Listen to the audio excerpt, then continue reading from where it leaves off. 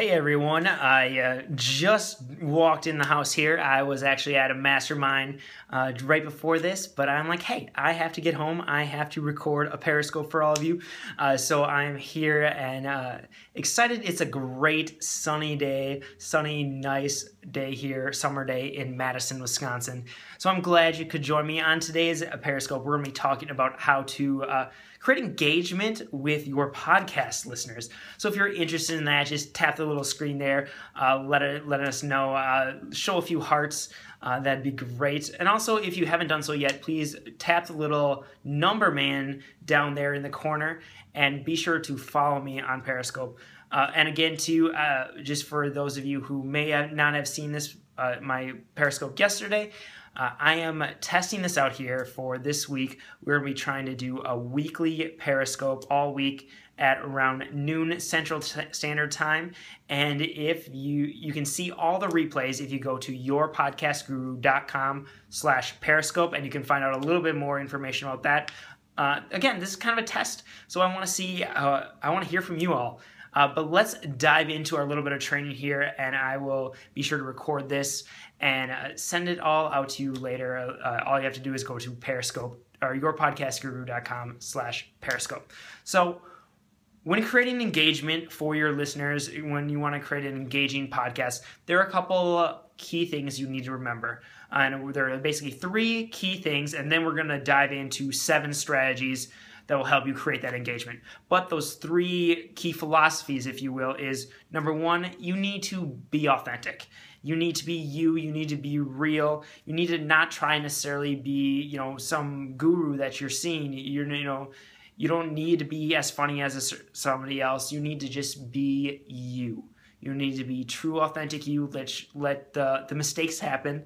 That's part of the beauty of podcasting. It's a little more raw form. Not nearly as raw as Periscope, but it's a little more raw, a little more real. So it's okay to let those mistakes happen, to let your personality shine through. If you're a little quirky and like odd things, let that out there. Talk about Taylor Swift, talk about Star Wars, talk about whatever it may be, but let the true you shine through. So authenticity, number 1 key that you need to remember. Number 2 is you need to add value. Ultimately, that's why people are tuning into this podcast. I know some of us like to think that it is maybe just to hear your story or to, hear your story or to, because of your winning personality. But the truth is, if they're not seeing value, if you're trying to grow your business with the podcast and they're not seeing value, they're not going to be tuning in. They're not going to stick around. So you need to find ways to add value. And that might look different for every different person. Some of you might be specifically, giving very tactical steps. Some of you, it might be sharing your journey and talking about the mistakes you've made. But the key is you need to find some way to add that extra piece of value to your listeners. Thirdly, you need to be consistent. It's all about showing up on a regular basis, ideally week after week or every other week. That's the best, but you need to really maintain some consistency. They need to see that you are there, that you're showing up, you're staying around, you're coming back again and again. That's going to be key to making sure that you create that engagement with your listeners. So again, those are the 3 philosophies that you need to have. You need to be authentic, you need to add value, and you need to be consistent. Now, let's dive into a couple quick strategies that are going to help you really engage with your listeners. So, number 1, this is actually one of my favorites. I don't see this happening very often, but the best thing to do is on a podcast, try and set things up in a way that you deliver milestones. So the best example I've seen of this is actually hey Joe, how's it going? It's great to see you here. The best thing I've seen about this is actually Internet Business Mastery. Jeremy and Jason over there, they do a phenomenal job of this. They have what is called their money milestone. So at the end of their podcast, they always talk about a listener, a coaching member who made their first dollar online or made some big milestone online. That is a phenomenal way to add value.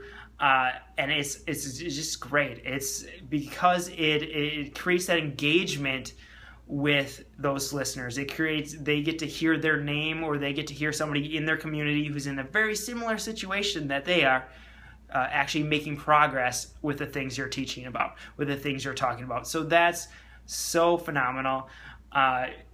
Thanks, Joe. Thanks for stopping on by. But that's so phenomenal to actually be out there and to hear those milestones that people are getting. So be sure to, if you can, figure out a way to create that milestone, that little segment in your podcast where you're actually giving props to people who are making progress in your audience. That's something I've been thinking about here, of how to actually do some sort of like podcasting milestone. So maybe it's the first time people record audio of any sort, or maybe it's the first time they send audio out to their list. Maybe not necessarily launch a podcast, but it's the first time that they actually created something. It's that small little step that people can celebrate those wins together. The more you can do that, the more you can build that as part of the community, the more engaging people, the more engagement you're going to get from your listeners. All right, number 2 in our 7 strategies is to actually create images for each specific podcast episode. We've talked about this before, but every single episode should have a graphic, should have a unique image of some sort that can be posted to the social media. Something that you can use to draw people's attention, to create that engagement. And the reason is those images, they are kind of today's headlines. They are what people share around on social media. They are what people are interested, what they're going to like, what's going to create, it's really going to drive new audience members to your podcast. And here, I just wanted to show you a couple examples here from a client, actually. I really like his images. But here are a couple quick examples of his podcast images. So this one, here, let's click on it, drive a little closer. So this is this week's podcast of the Dream Think Do podcast. You can go to mitchmatthews.com/034. So that's always key to have in your images, is you want to have that call to action. But then basically this is the title of the podcast. We also mentioned who the interviewee is. So here it's John Vroman. So that is a great little example of what that can look like. So create images for each episode. So be sure to create images for each episode. That's really going to help you out. If you love that strategy, just tap hearts a little bit and show some love. Let me know if you are creating images for your podcast. Also, the next strategy, so we have milestones, we have images. Simply multiple social media posts is going to be our third one. Way too often, we don't post enough, actually, about our podcast. This is content you created. Remember, this is content that adds value, that your listeners are asking for, that can help move them where they want to go, closer to their goal, whether that's to be running a business or whatever that is, whatever your topic is. You are helping your listener move a little bit closer. So it's important that you let them know that that's out there. You want your ideal listener to know that your podcast is out there. And things just move way too fast on social media today, especially if you're talking about Twitter. You should be posting multiple times on Twitter. You should be posting probably multiple times on Facebook, not necessarily in the same day. But here's kind of the strategy I use and a couple tools that I really like using. One, I really like to use CoSchedule. So if you check out CoSchedule, it's actually a great little tool that you can use to actually calendar out all your social media posts. I do that with my podcast. So there's a post for each podcast episode that goes up the day it's released, usually pretty early in the day that it's released. There's one that goes up the next day. And these are different posts. They're not the exact same post repeated again and again. They're different posts, but it goes out to all the different social media accounts. And then the week after it's published, there's another one that goes out. Again, another brand new different post, but it goes out to all the social media outlets. And another one that is posted then a month after. And I do all of that through CoSchedule. It's a really awesome tool, very affordable. They just actually changed some of their pricing, so I can't remember exactly what their pricing structure is right now. But I highly suggest you check it out. And I'm not even an affiliate for that or anything. But if you go to yourpodcastguru.com/CoSchedule, that should take you right to a landing page for them.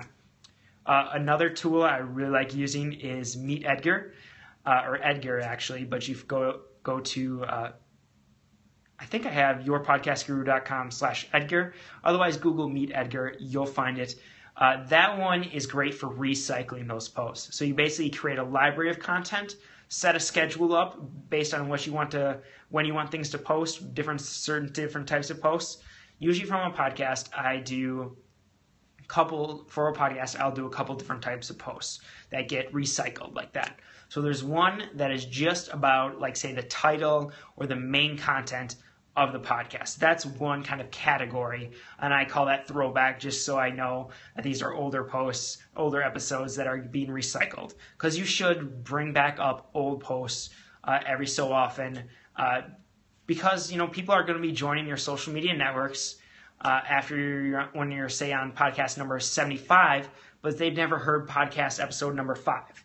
And that has great value that they could really benefit from, so you need to put that out in front of their face. You need to mention that to them. So throwback posts. I also pull out little tweetables from the episodes, and those go into in an insight category is how I determine it. I call it insights. So those are there. And then I also do promotional ones. And those promotional ones are basically subscribe to the podcast, leave a review, get the opt-in, get on the email list. So those are a couple different categories of posts that you can get from your podcast episode. All right. This is a strategy that I don't use too often, and that I see a few podcasters starting to. I do think it could be very beneficial if you have the time to create it, and if you see some results from it. This is one that I think you should test. But a way to create more engagement with your podcast listeners would be to actually create video teaser trailers. We do this a little bit for different clients. We've seen some pretty good results. We've also seen some very varied results, some that are not so good. So part of it depends on your video editing skills, the content of the episode, but then just how much time and effort it takes. This might be something, me personally, I am looking at going with a video trailer to tease the month ahead. So the coming month. So basically one trailer every month teasing the 4 episodes that are going to be released that month. That might be something you want to play around with. We're surprised, especially if you upload it directly to Facebook, the number of comments, the number of number of watches you get, and kind of the interaction you get from people there. We've seen some great results on some clients. So I'm excited to actually try it out on my platform now too. Another great strategy is to do a call-in or a Q&A of some sort. People absolutely love that when you would answer people's questions on podcasts. It's amazing. An app that makes it nice and easy is called SpeakPipe. yourpodcastguru.com/SpeakPipe will take you right there. And so you can post that even directly in the show notes pages of all your podcasts, asking for questions. Or you can have it just on your general podcast page or somewhere else on your website and direct people there. They can go basically leave an audio recording. And then you can take that audio, that MP3 file that you get, and play it back in your podcast, either live on the fly if you have things connected the right way, or you can do it in post-production and answer that question on the podcast. It's so cool to be able to do that, for people to hear their voice. Or another simple, quick way is just to ask for questions and ask them to email you questions, and you can go through, read questions. Or if you talk to clients and they have questions, say, hey, would you mind if I answer that question for you on the podcast as part of this episode? It's a great way to really start getting engagement with your listeners, because then once they hear you answering questions, they're going to be more likely to ask you questions because they want those answers. So definitely give that a try. Another one that people, especially podcasters, often forget about is the email autoresponder. You are getting you should always be driving people to an email list from your podcast. Podcasts are great for growing an audience, building a relationship, but sales happen through email. So you should always be trying to get people to opt into an email list, offer them some sort of resource, some other piece of value that will actually get them to opt into your email list. And then from there, you should set up an autoresponder so that if, say, someone is brand new, just joined your podcast at episode 92, they can quickly get caught up by a couple emails that are timed to deliver every 3 days. So have an episode very initial email that talks about who you are, what the podcast is about, links them to a couple highlight episodes, and then you can do a little bit more catch up, a little bit talking about some of the big concepts that you cover on your podcast, and just continue to add to that. I actually have a package for clients where we add one autoresponder email every month. So as they continue to get more and more episodes, we will create another autoresponder email. And then from there, you are able to ask people to hit you back with questions. Actually, this has been really cool. I started doing this maybe 4 or 6 weeks ago. I added an autoresponder email to my series. So people opt into my email list. They get the podcasting blueprint. So if you go to yourpodcastguru.com/podcast blueprint, or if you just text the word podcast blueprint to 33444, you're going to get a PDF download of my podcasting blueprint. Well, the next day, an email is going to be sent to you that basically says, did you get it? Did you get the podcasting blueprint? I forget the exact wording of it, but I went through, created a little email that's kind of designed to look like it was sent personally from me, and just asking them to respond. Hit reply, respond, let me know if you got that. But then the neat thing is, whenever I do get a response from that, because that is kind of yes, that is automated, and yes, that is kind of not coercing, but I'm basically trying to get people to reply to that email. But then once I get the reply, I write them back a little note saying thanks for replying. Let me know what your biggest takeaway from the blueprint was. Let me know what you liked about it, what questions you still have, because I use those questions to generate future content. And that one is personally from me. So it might come right away, it might come a week later, depends on my schedule.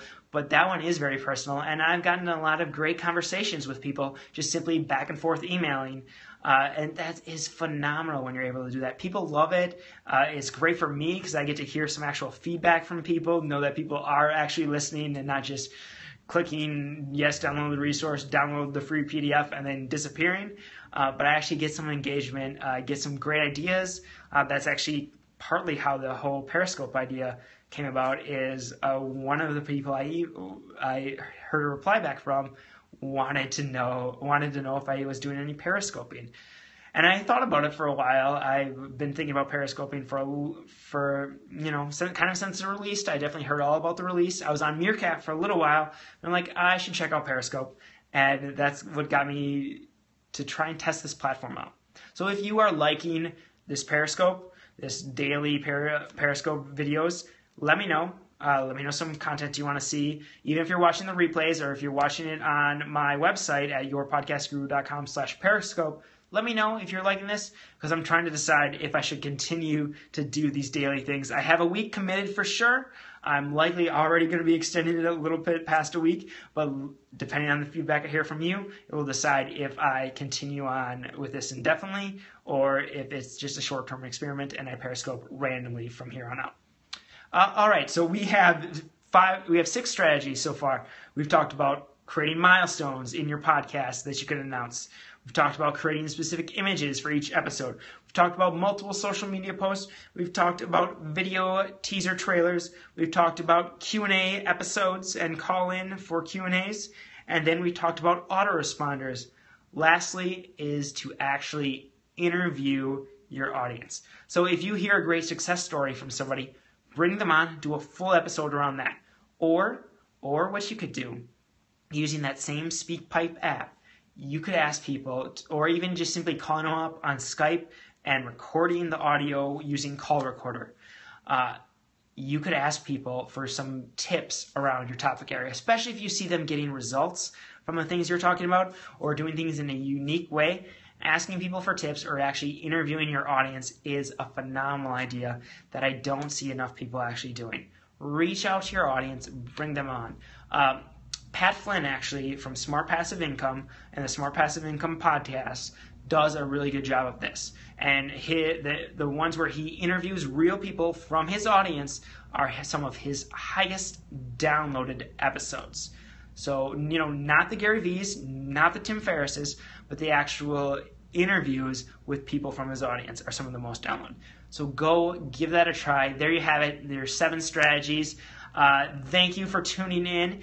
Be sure to tune in tomorrow at noon Central Standard Time. I'm going to be doing another live broadcast. Not sure what that one's going to be about yet. So if you have any ideas, send me a tweet. Be sure to, if you're watching this anywhere other than on Periscope, be sure to follow me on Periscope by following at Nick Palkowski. I'm at Nick Palkowski on every single social media platform. Thanks for tuning in, and I will talk to you all soon. Time for you to go out there and to take action.